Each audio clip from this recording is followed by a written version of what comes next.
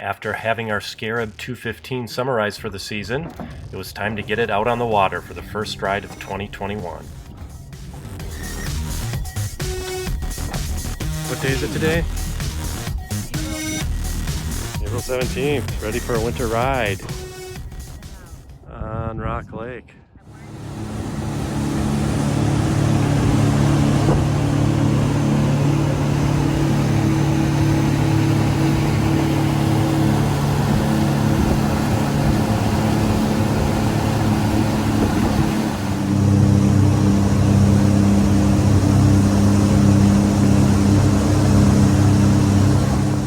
Please feel free to follow along as we intend to post updates on how we use our Scarab 215.